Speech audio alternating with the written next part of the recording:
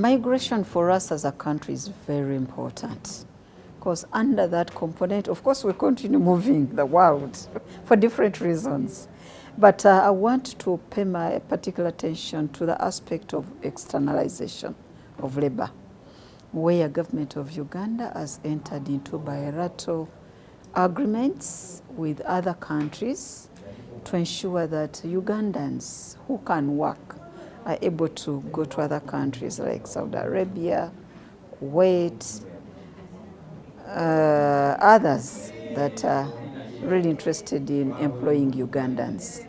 So the security and safety of Ugandans who are traveling to other countries to work is very vital. We've just looked at the evidence. Majority of these are women, young women, who are going out to work as domestic workers, but also in supermarkets and other related fields. So it's important that as a Department of Gender and Women's Affairs, we are able to look at the rights of these women who are going out to work. It's about economic empowerment, because once they earn, then they're able to remit some of their money back home and support their families.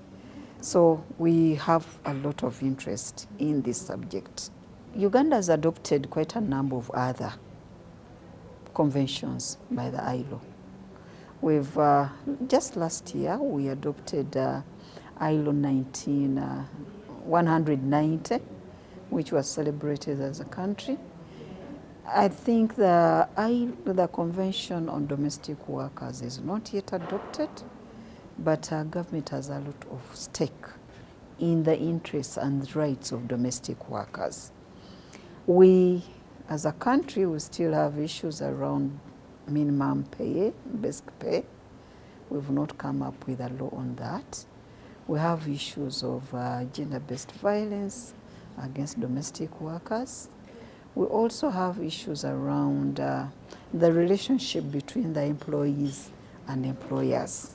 So this subject is important, especially when it comes to those who are traveling out of the country, because we've had issues where some of the Ugandans have come back when they don't have anything to fall back to. The economic violence that these girls and women have encountered is quite high.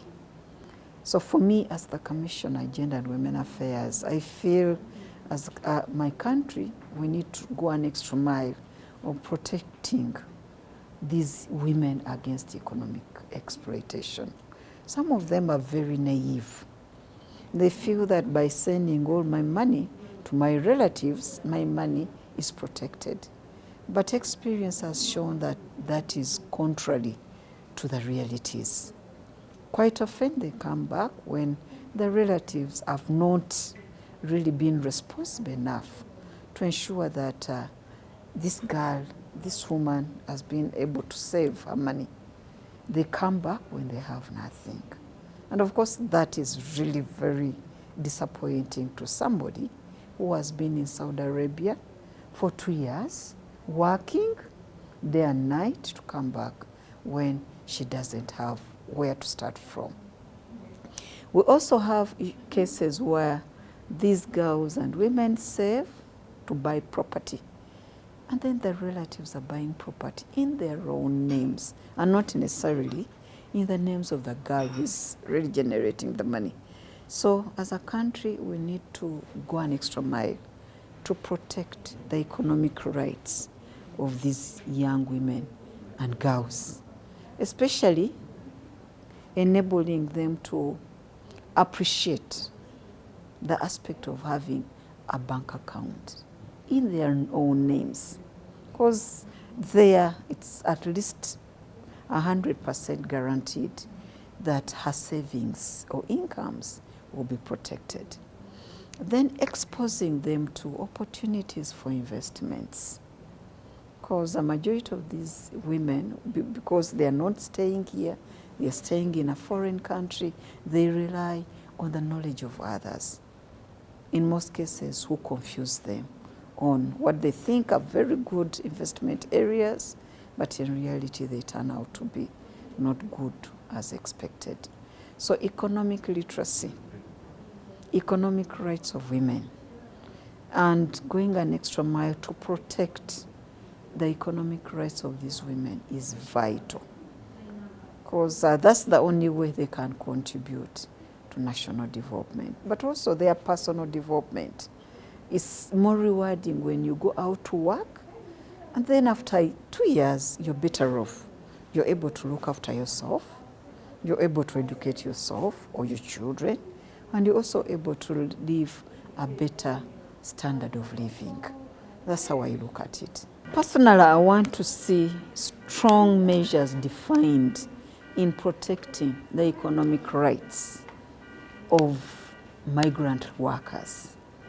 The main reason of why they are going out of Uganda to another foreign country is to go and earn and improve their lives. So if we are not supporting them to do so, then we are doing a disservice to ourselves, but also to these young women and to the nation at large. We are earning quite a substantial amount of foreign exchange through the efforts of these young women and men.